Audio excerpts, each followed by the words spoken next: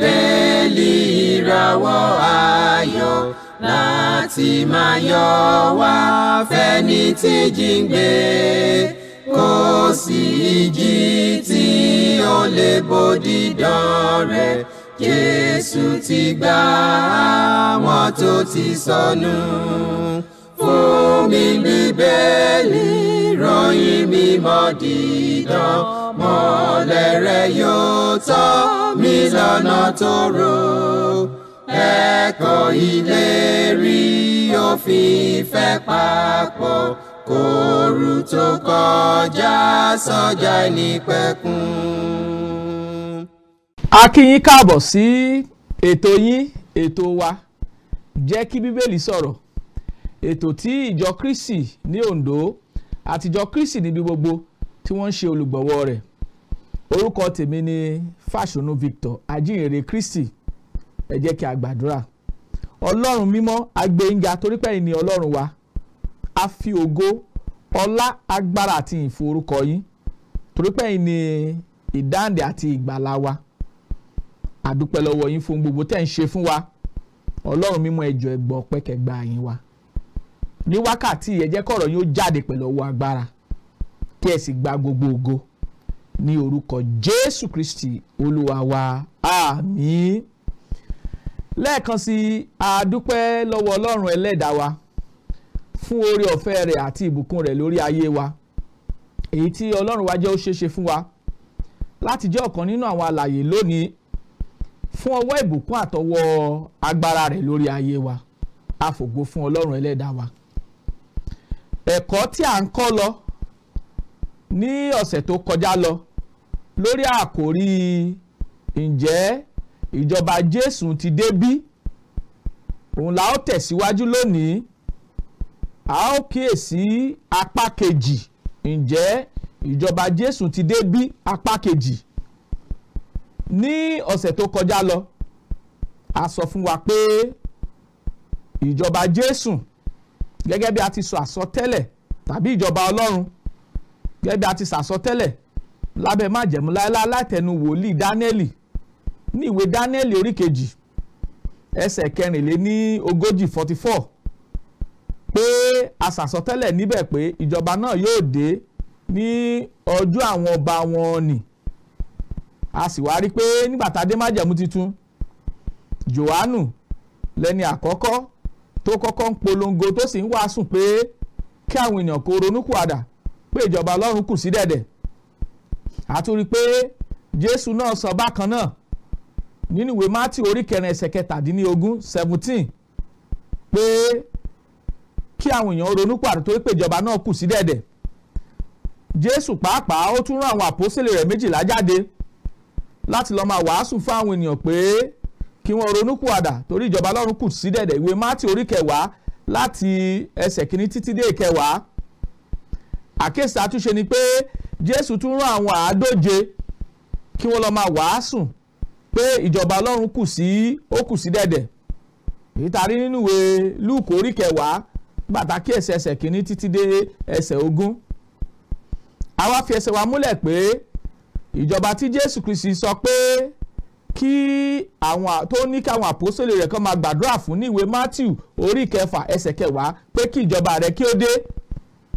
Gẹ́gẹ́ bí ọ̀rọ̀ Kristi ní ìwé Máàkù orí 9 pàtàkì ẹsẹ̀ 1 tó sọ pé lóòótọ́ ni mo wí fún yín, kò sínú àwọn tí yóò tó wà níhìn lónìí tí yóò tọ́ ẹkú wò títí tí wọ́n fi rí ìjọba Ọlọ́run tí ó fi dé pẹ̀lú ọwọ́ agbára. Àsọtẹ́lẹ̀ tí Jésù sọ nìyí fún àwọn àpọ́sítélì rẹ̀ àtàwọn tó tẹ́tí gbọ́ ìwàásù ọ̀rọ̀ rẹ̀ ní àkókò náà. A tún rí kà pé nígbà tí Jésù Kristi jíǹde kúrò nínú òkú tán, nígbà tí a wo ìṣe àpọ́sítélì orí 1 ẹsẹ̀ 6, àwọn ọmọlẹ́yìn rẹ̀ tún béèrè lọ́wọ́ rẹ̀ pé Olúwa, ní ìgbà wo nìwọ yóò dá ìjọba padà fún Ísírẹ́lì? Ìdáhùn tí Jésù Kristi sọ ní ìṣe àpọ́sítélì orí 1 ẹsẹ̀ 7, ó ní kì í ṣe tòun bí kò ṣe láti ọ̀dọ̀ bàbá ni ó mọ ìgbà àti àkókò tí ìjọba yóò dé. Ó wá sọ ní ẹsẹ̀ 8 ìṣe àpọ́sítélì orí 1 ẹsẹ̀ 8 pé ó ní ẹ dúró sí Jerúsálẹ́mù, ẹ̀yin ó ṣe ẹlẹ́rìí mi ní Jerúsálẹ́mù, ní Jùdíà, ní Samaria títí dé ó fi dé ìpìlẹ̀ gbogbo àgbáyé. Àwa rí kà níbẹ̀ pé bí a ti ń wo ẹsẹ̀ bíbélì náà lọ, a rí kà níbẹ̀ pé lọ́jọ́ Pẹ́ńtíkọ́sì ẹ̀mí mọ́ bà lé àwọn àpọ́sítélì, agbára Ọlọ́run sì sọ̀kalẹ̀ sórí wọn, ìjọba Ọlọ́run sì dé. Ìjọba Ọlọ́run tá à ń sọ yìí, tá a sọ pé ìjọba Kristi tàbí ìjọba ọ̀run tàbí ìjọba Ọlọ́run ìkan náà ni. Ìjọba Ọlọ́run la sọ fún wa nínú ìwé Jòhánù orí 18 ẹsẹ̀ 14 18:36 tí Kristi sọ pé ìjọba mi kì í ṣe ìjọba ti ayé yìí. Ìjọba Ọlọ́run tí Jésù sọ fún àwọn ọmọlẹ́yìn rẹ̀ pé kó máa gbàdúrà pé ìjọba náà yóò dé pẹ̀lú ọwọ́ agbára, ó dé ní ọjọ́ Pẹ́ńtíkọ́sì. A sì wá pè Kristi ní ọba. Nígbà tá a kíyèsí ìwé Tímótì kínní orí 6 ẹsẹ̀ 15, à ń sọ fún wa pé Jésù Kristi òun ni ọba lórí ìjọba rẹ̀. Ìjọba Kristi ẹyọ kan sì ni. A tún wá ń sọ fún wa pé ìjọba Kristi yìí bí ó ti jẹ́ ẹyọ kan yìí, a sọ fún wa pé ìjọba Kristi òun ni ìjọ. Àfiwé ọ̀rọ̀ ìjọba àtijọ́ ó jọra wọn nínú Bíbélì. Ẹ ká ṣàkíyèsí ẹsẹ̀ Bíbélì mẹ́rin tó fẹsẹ̀ wa múlẹ̀ pé ìjọ àtijọba nǹkan kan náà ni. Ní ìgbà tí ìjọba Kristi dé, ní ìgbà náà níjọ Kristi bẹ̀rẹ̀ gẹ́gẹ́ bí àsọtẹ́lẹ̀ tá a rí nínú ọ̀rọ̀ Ọlọ́run nípasẹ̀ Jésù Kristi Olúwa wa. Ẹ ká wo ẹsẹ̀ Bíbélì àkọ́kọ́ tó fi ẹsẹ̀ wa múlẹ̀ pé ìjọba Kristi àtijọ́ Kristi nǹkan kan náà ni wọ́n. Ẹ yẹ ká kíyèsí, à ń sọ pé ǹjẹ́ ìjọba Kristi ti dé bí? Ìdáhùn ni pé ìjọba Kristi ti dé ní ọjọ́ Pẹ́ńtíkọ́sì nígbà tí ẹ̀mí mọ́ bà lé àwọn àpọ́sítélì tí wọ́n sì wàásù rere àkọ́kọ́ tí 15,000 ọkàn sì gbàgbọ́ sínú ìjọba náà. Bí wọ́n ti gbàgbọ́ sínú ìjọba bẹ́ẹ̀ náà ni a sọ fún wa pé a kó wọn papọ̀ gẹ́gẹ́ bí ìjọ Ọlọ́run. Eléyìí gbọ́dọ̀ yé wa dáradára. A fẹ́ kí ẹsẹ̀ Bíbélì àkọ́kọ́ tó ń fi ẹsẹ̀ wa múlẹ̀ pé bí èèyàn bá ti wọnú ìjọba Kristi bẹ́ẹ̀ náà ló wọnú ìjọ Kristi. A dẹ̀ sọ fún wa pé ìjọba Kristi ẹyọ kan ni, kò pé méjì, kò pé mẹ́ta. A sọ fún wa pé ìjọ tí Kristi gbé kalẹ̀ nínú Bíbélì ẹyọ kan ni, kò pé méjì, kò pé mẹ́ta. Ẹ ká Bíbélì ẹsẹ̀ Bíbélì àkọ́kọ́ ìwé Mátíù orí 16. Ìwé Mátíù orí 16 ká gbọ́ ohun tí Ọlọ́run sọ fún wa níbẹ̀. Ẹ ká wo ẹsẹ̀ 18 18. Èmi sì sọ fún ọ, èmi sì wí fún ọ pé ìwọ ni Pétérù, orí àpáta yìí lèmi yóò kọ́ ìjọ mi lé, ẹnu ọ̀nà ipò òkú kì yóò sì lè borí rẹ̀. Ní ẹsẹ̀ Bíbélì tí a kà yìí, ó sọ fún wa pé Jésù náà ló sọ pé òun yóò kọ́ ìjọ òun, ẹnu ọ̀nà ipò òkú kì yóò sì lè borí rẹ̀. À ń wo èdè ìjọba àti ìjọ pé wọn ò yàtọ̀ síra. Bí a ti ń wọnú ìjọba Kristi bẹ́ẹ̀ náà la ṣe ń wọnú ìjọba àtijọ́. Èdè kan náà ni, ohun kan náà ló túmọ̀ sí. Eléyìí gbọ́dọ̀ yé wa. So àkíyèsí ìwé Mátíù orí 16 ẹsẹ̀ 18 tó sọ fún wa pé Jésù fúnra ara rẹ̀ ló sọ pé ìwọ ni Pétérù, lórí àpáta yìí lèmi yóò kọ́ ìjọ mi lé, ẹnu ọ̀nà ipò òkú kì yóò sì lè borí rẹ̀. Ìtarí ní ẹsẹ̀ 18 nìyí. Ẹ ká wá kà síwájú sí ká wo ẹsẹ̀ 19. Ó ní èmi yóò sì fún ọ ní kọ́kọ́rọ́ ìjọba ọ̀run. Ohunkóhun tí ìwọ bá dè ní ayé a ó sì dè ní ọ̀run, ohunkóhun tí ìwọ bá tú ní ayé a ó sì tú ní ọ̀run. Ìbéèrè ni pé a lo èdè méjì, a lo ìjọ ní ẹsẹ̀ kejìdínlógún, a sì lo ìjọba ní ẹsẹ̀ kọkàndínlógún. Jésù Kristi ló ń sọ níbí, ó lóun ó fún ó ní ẹsẹ̀ kejìdínlógún ní ìwọ ni Pétérù, lórí àpáta yìí lèmi yóò kọ́ ìjọ mi lé, ẹnu ọ̀nà ipò òkú kì yóò sì lè borí rẹ̀. Nígbà tá a kíyèsí ẹsẹ̀ kọkàndínlógún, ó ní èmi yóò fún wọn ní kọ́kọ́rọ́ ìjọba Ọlọ́run, pé ohunkóhun tí ìwọ bá dè ní ayé a ó dè ní ọ̀run, ohunkóhun tí ìwọ bá tú ní ayé a ó tú ní ọ̀run.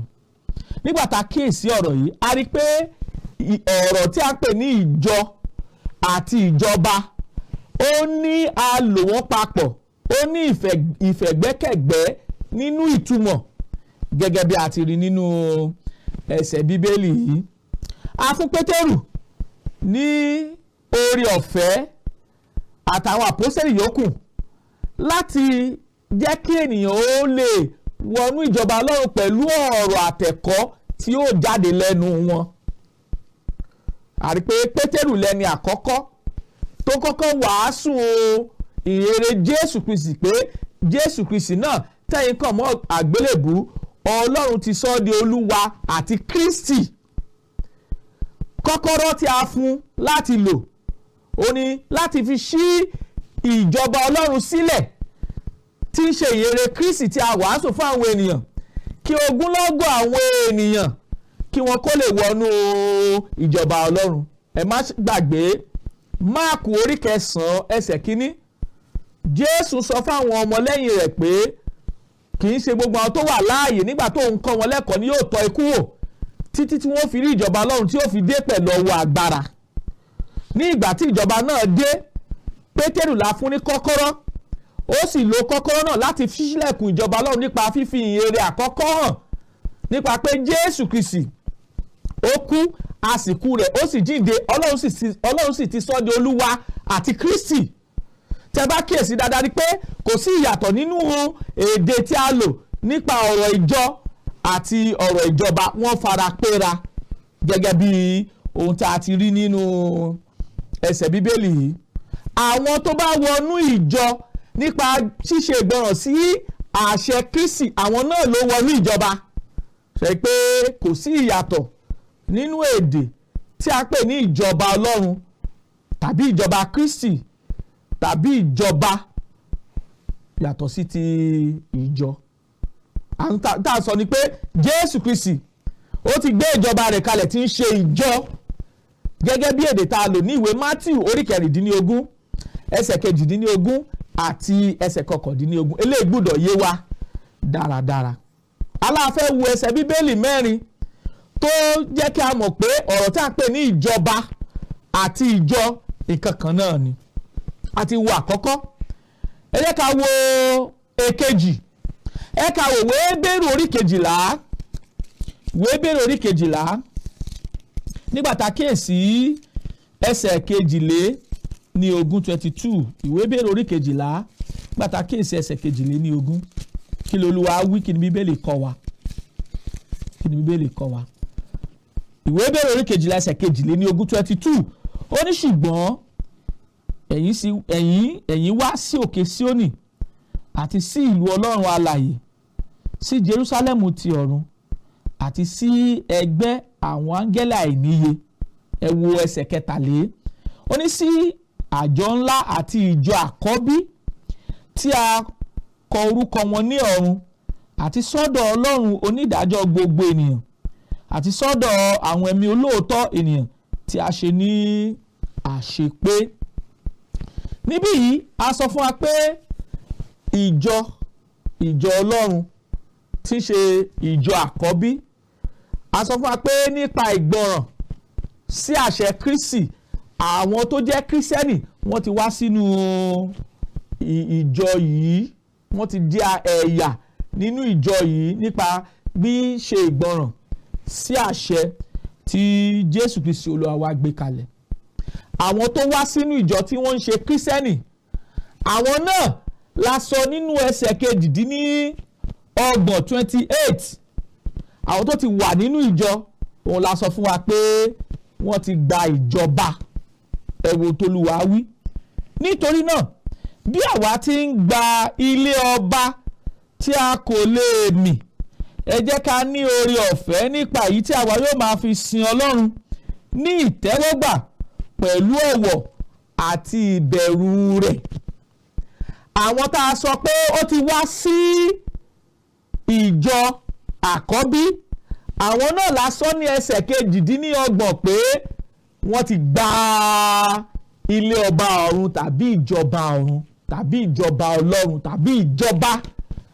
Ṣé pé èdè tí a lò ní ìwé Hébérù orí 12 ẹsẹ̀ 22 sí 23 àti ẹsẹ̀ 28, èdè yìí farapẹ́ra ọ̀rọ̀ ìjọba àtijọ́. Ó túmọ̀ sí nǹkan kan náà, nítorí àwọn tí a gbà sínú ìjọba, àwọn tá a gbà sínú ìjọba Kristi, àwọn náà ló ń bẹ nínú ìjọ.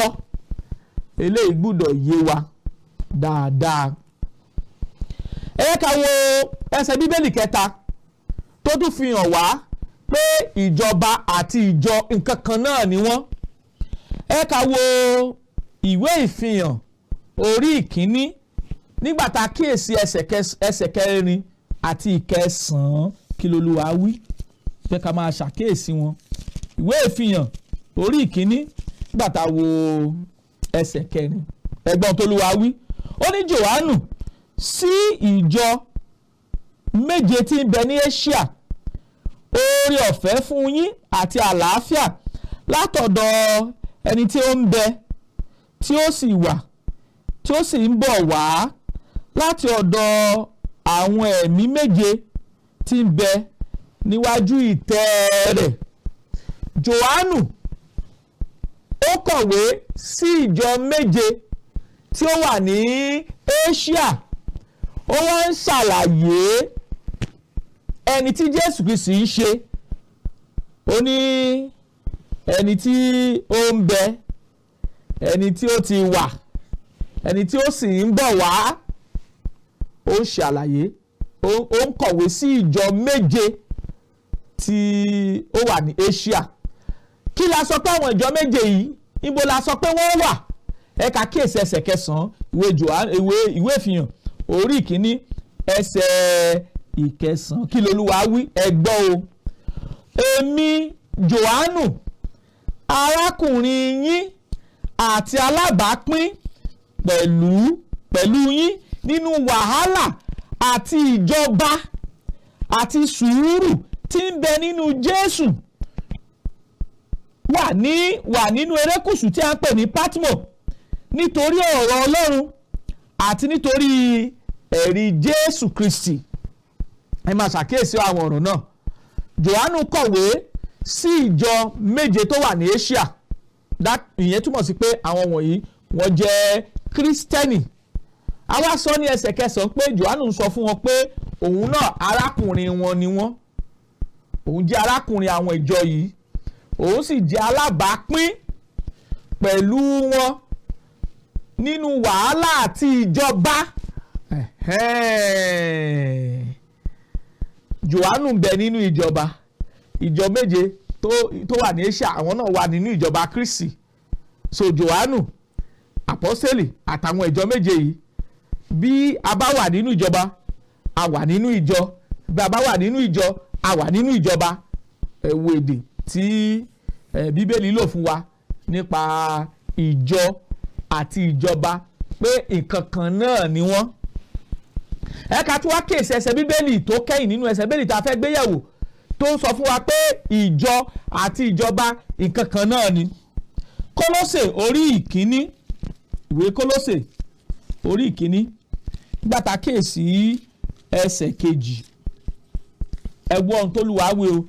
Ó ní sí àwọn ènìyàn mímọ́ àti àwọn ará wa olóòótọ́ nínú Kristi tí ó wà ní Kólósè, oore ọ̀fẹ́ fún yín àti àlàáfíà látọ̀dọ̀ Ọlọ́run bàbá wa àti Jésù Kristi Olúwa. Ohun tá a rí nínú ẹsẹ̀ Bíbélì, à ń kí àwọn Kírísítẹ́nì tó wà ní Pelu, ń kí àwọn Kírísítẹ́nì tó wà ní ìlú Kólósè. Ó sì ń pè wọ́n ní ènìyàn mímọ́ àti àwọn ará ìyẹn túmọ̀ sí pé Paul kọ̀wé sí ìjọ tó wà ní Kólósè. Àpèjúwe la tún fi pè wọ́n nígbà tá a kíyèsí ẹsẹ̀ 12 sí 14 ẹgbọ́n tó Olúwa wí. Kí a máa dúpẹ́, mò ń ka ẹsẹ̀ 12 ìwé Kólósè orí 1, kí a máa dúpẹ́ lọ́wọ́ bàbá ẹni tí ó mú wa yẹ láti jẹ́ alábàápín nínú ogún àwọn ènìyàn mímọ́ nínú ìmọ́lẹ̀ ẹsẹ̀ 13, ẹni tí ó ti gbà wá kúrò lọ́wọ́ agbára òkùnkùn tí ó sì ti ṣí wa nípò sínú ìjọba àyànfẹ́ ọmọ rẹ̀, nínú ẹni tí àwa ní ìdáǹdè nípa ẹ̀jẹ̀ rẹ̀, àní ìdáríjì ẹ̀ṣẹ̀. Ẹ wo ọ̀rọ̀ Ọlọ́run. Àwọn tí ó ń jẹ́ ìjọ tá à ń pè ní Kírísítẹ́nì, tá à ń pè ní ènìyàn mímọ́, tá à ń pè ní ẹni ìgbàlà, àwọn wọ̀nyí la sọ fún wa pé Ọlọ́run nínú àánú rẹ̀ ti ṣí wọn nípò kúrò nínú ìjọba òkùnkùn bọ́ sínú ìjọba Jésù, bọ́ sínú ìjọba àyànfẹ́ ọmọ rẹ̀ tí ń ṣe Jésù. Ìyẹn túmọ̀ sí pé èdè tí a lò, ìjọba àti ìjọ, nǹkan kan náà ló túmọ̀ sí. Àwọn tó wà nínú ìjọba, àwọn náà ló wà nínú ìjọ. Àwọn tó wà nínú ìjọ, àwọn náà ló wà nínú ìjọba. Eléyìí gbọ́dọ̀ yé wa. Ẹ má sì jẹ́ ká gbàgbé kókó ẹ̀kọ́ tá à ń bá lọ, tá à ń kọ́ lọ́wọ́. Ó ní ǹjẹ́ ìjọba Jésù ti dé bí? Gẹ́gẹ́ bí àwọn àlàyé tá à ń ṣe, àwọn Kírísítẹ́nì ló wà nínú ìjọba, èyí tí Kristi ń jẹ́ ọba fún. Ìjọ náà là ń pè ní ìjọba, ìjọba Kristi náà là ń pè ní ìjọ. Tá a sì sọ ni pé ìjọba Kristi yìí ẹyọ kan ni, kò pé méjì, bẹ́ẹ̀ ni kò pé mẹ́ta. Ilé gbọ́dọ̀ yé wa. Nígbà tá a ti kíyèsí àwọn ẹsẹ̀ Bíbélì 4 tá a ti gbé yẹ̀wò, ó fi wá lọ́kàn balẹ̀ pé Jésù Kristi ti ń ṣe ọba, ó jẹ́ ọba lórí ìjọba rẹ̀. Torí tá a bá rọ́ba, tá a bá rí ẹni tí à ń jọba lé lórí, a ò tí ì lè pè ní ìjọba. Jésù Kristi lọ́ba. Àwọn tá a jẹ́ Kírísítẹ́nì, a wà nínú ìjọba Kristi. Òfin wo la fi ń darí wa? Òfin májẹ̀mú titun tí ń ṣe òfin Kristi. Níbo la gbègbè náà? Gbogbo ọkàn Kírísítẹ́nì gbogbo àgbáyé ní agbègbè, àwọn olóyìnbó sọ pé territory, ní agbègbè tí Jésù Kristi ṣàkóso lé lórí. Ẹ má ṣe jẹ́ ká gbàgbé ìwé Jòhánù orí 18 ẹsẹ̀ 34 36 sọ fún wa pé ìjọba Kristi kì í ṣe ti ayé yìí. Àwọn olóyìnbó sọ pé spiritual, nípa tẹ̀mí ni. Bí a bá báwo la ṣe lè wọnú ìjọba náà gẹ́gẹ́ bí ohun tí Jésù Kristi kọ́ ní ìwé Jòhánù orí 3 nígbà tá a kíyèsí ẹsẹ̀ 3 sí 5. Mo fẹ́ ka ẹsẹ̀ Bíbélì náà kí a lè fi òye kún òye ohun tá a ti mọ̀ nípa ti Ọlọ́run. Kí ni Bíbélì sọ fún wa? Ìwé Jòhánù orí 3 nígbà tá a kíyèsí ẹsẹ̀ 3. Jésù dáhùn, ó sì wí fún pé lóòótọ́ ni mo wí fún ọ, bí kò bá ṣe pé a tún ènìyàn bí, òun kò lè rí ìjọba Ọlọ́run. Ẹsẹ̀ 4, Níkódémù sì wí fún pé a ó ti ṣe lè tún wa bí nígbà tí a di àgbàlagbà tán, a ó wá wọnú ìyá rẹ̀ lọ ní ìgbà kejì kí a sì bí. Ẹ wo ẹsẹ̀ 5, Jésù Kristi wí pé lóòótọ́ ni mo wí fún ọ, bí kò bá ṣe pé a fi omi àti ẹ̀mí bí ènìyàn, òun kò lè wọ ìjọba Ọlọ́run. Ẹ wo ohun tọ́lọ́run sọ, tá a fi lè wọ ìjọba Ọlọ́run, omi àti ẹ̀mí.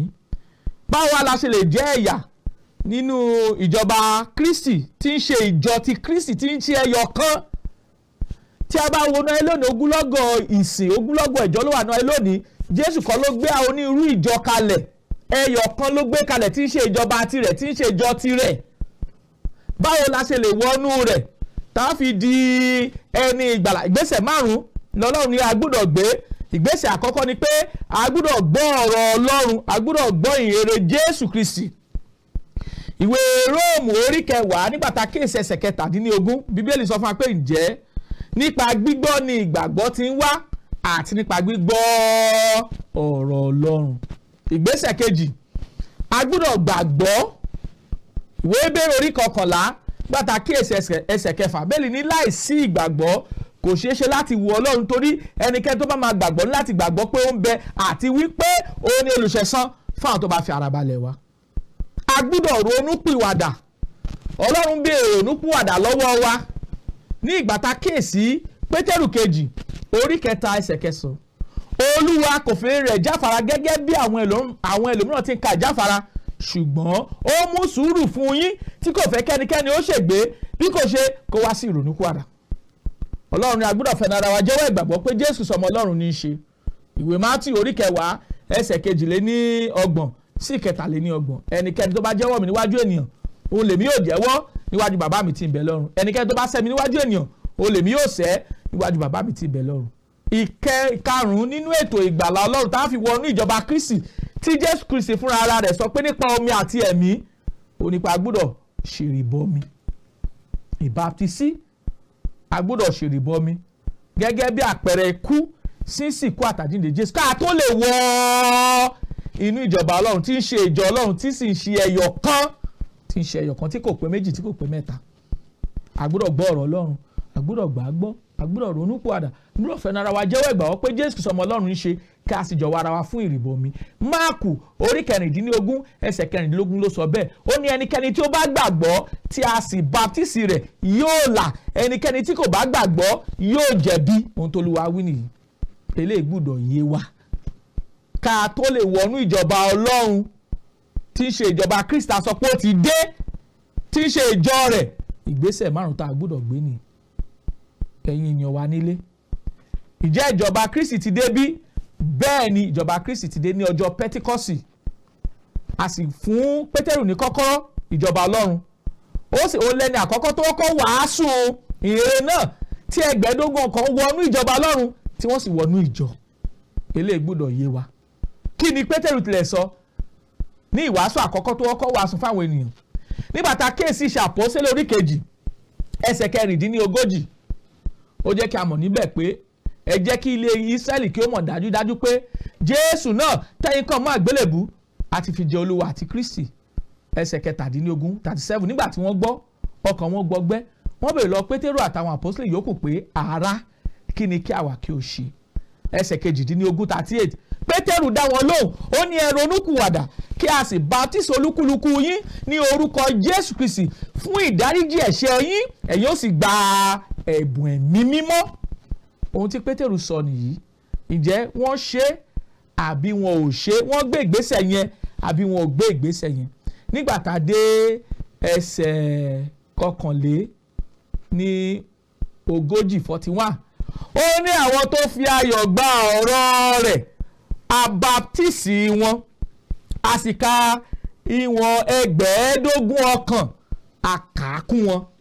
Bí àwọn èèyàn ṣe wọnú ìjọba Ọlọ́run nìyí, 15 ọkàn bí wọ́n ti wọnú ìjọba Ọlọ́run nìyí, tí wọ́n sì jẹ́ ẹ̀yà nínú ìjọ Kristi, ìjọ kan ṣoṣo tá a rí nínú Bíbélì, ìjọ kan ṣoṣo tí Kristi Olúwa wa tó gbé kalẹ̀, tí ò gbé òmíràn kalẹ̀ mọ́.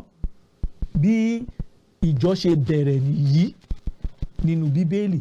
Nígbà tá a kíyèsí ẹsẹ̀ 42 42, ó ní wọ́n ń tẹ̀síwájú nínú ẹ̀kọ́ àwọn àpọ́sítélì ní ìdàpọ̀, ní bíbu àkàrà àti nínú àdúrà. Ohun tí wọ́n ń ṣe nìyí.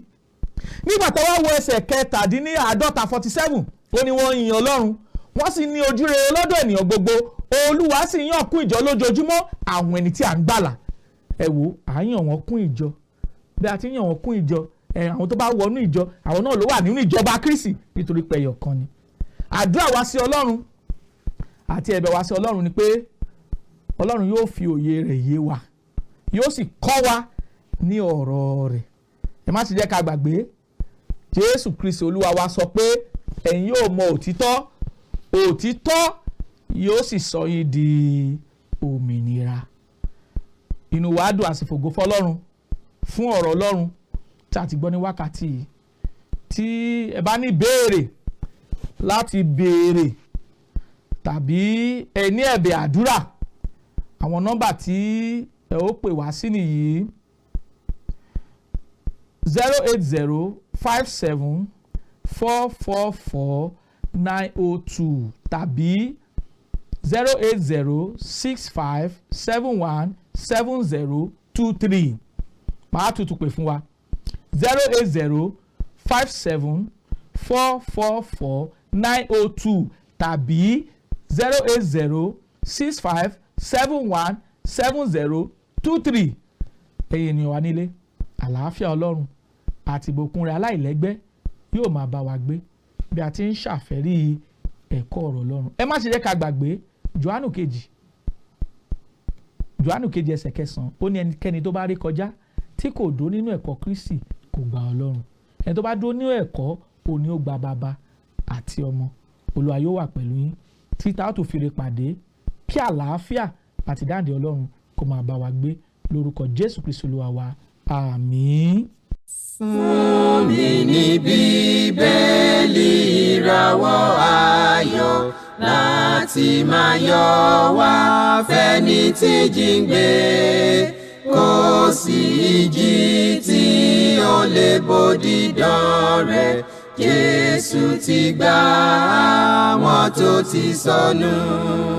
Fún mi Bíbélì ìròyìn mímọ́ dídán, mọ́lẹ̀ rẹ̀ yóò tọ́ mi lọ́nà tóóró. Ẹ̀kọ́ ìlérí òfin ìfẹ́ papọ̀, kóòrù tó kọjá sọ́jà ìnípẹ̀kun.